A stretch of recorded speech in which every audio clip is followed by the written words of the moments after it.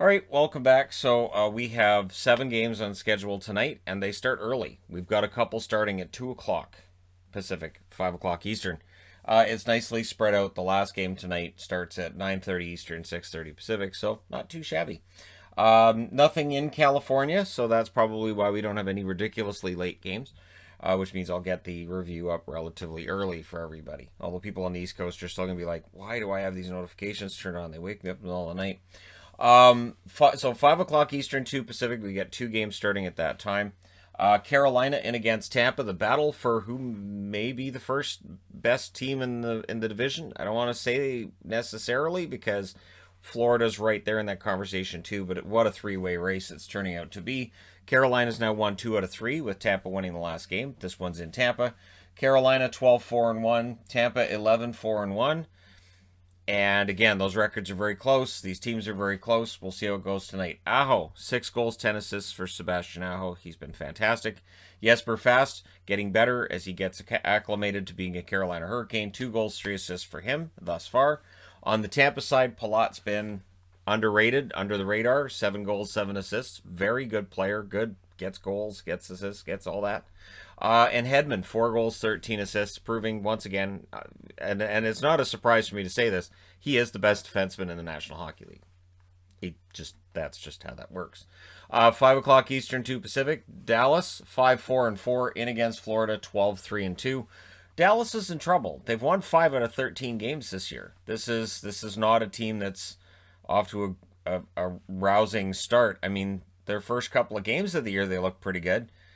But since then, it's been a dive. So Florida won the meeting, of course, a couple days ago. We'll see how it goes tonight. Gurianov, 4 goals, 7 assists for Dallas. Dickinson, 3 goals, 2 assists. Feels like at some point Jason Dickinson's going to go on a bit of a run. We'll see if it's starting soon. Barkov, 7 goals, 12 assists. He's not an underrated forward anymore because we all know how good he is. But sometimes he goes in beast mode and people are still surprised.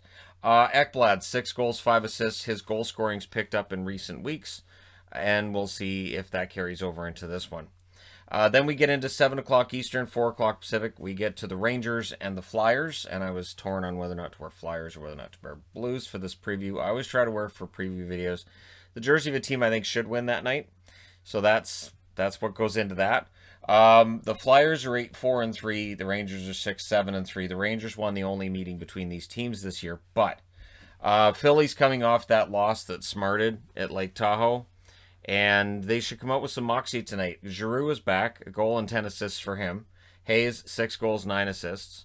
On the Rangers front, Buchnevich, 4 goals and 8 assists, and Kreider, 5 goals and an assist. As long as Panarin's out, we're going to need more out of Kreider. If the Rangers are going to survive losing Panarin after the dust seems to have finally settled on the whole Tony DeAngelo thing, they're going to need more out of players that haven't necessarily been producing enough yet. So they just have to absorb that loss.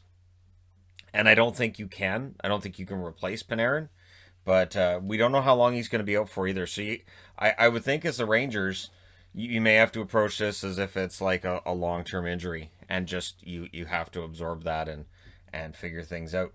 Also starting at 7 Eastern, Toronto is at home against Calgary again. So Calgary scored the upset, shutout 2. Toronto's now won 2 out of 3, and they should be a little sharper tonight.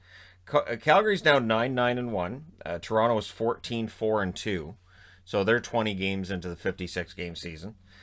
For Calgary, 3 goals and 11 assists for Monahan, who was very good in his return. Johnny Gaudreau has been hot and cold. 9 goals and 9 assists. His totals are good. They're fine. It's just the overall picture still tells you if at the end of this season Calgary finds themselves outside the playoffs, maybe then they'll look at making some kind of a change to the core. Toronto, Kerfoot, 4 goals, 7 assists. Nylander, who's always under the radar, 5 goals, 9 assists, 14 points. For Toronto, keep an eye on the depth guys and how well they score, because that's how that's going to go. But again, Nylander shouldn't be the depth guy anyways. 20 games in and 14 points is slow for Nylander. So they definitely need him to pick things up. And if not, then, yeah, start up the trade rumors again. Sure, why not? Absolutely, yep, Then we get to 9 o'clock Eastern. We got 2 games starting at 6 Pacific. Minnesota in against Colorado. Colorado's won 2 out of 3 matchups. Of course, the last time they met each other, it was before the whole COVID pause hit. Minnesota and Colorado. Minnesota's 9-6. Colorado's 9-5-1. Interestingly for Minnesota, Matt Zuccarello has been fantastic since his return. 4 games, 2 goals, 5 assists for 7 points. And he's kind of reinvigorated Victor Rask, who's now got 5 goals and 2 assists. So if that line, if those guys click again tonight, look out. And they put Hartman in the middle. Hartman as a center has been very good for Minnesota. Who knew? On the Colorado side, Kadri, 4 goals, 4 assists. I think they want more out of him. And Landeskog, 3 goals and 5 assists, 8 points in, I think it's 13 games he's played. And then also starting at 6 Pacific, 9 Eastern, we've got the Anaheim Ducks, who are 6-10-3 in against Arizona, who are 8-7-3 and have now won 2 out of 3 meetings with the Anaheim Ducks. The Ducks really fell apart in that last game. They need to show some more finish. Comtois, 7 goals, 4 assists for him.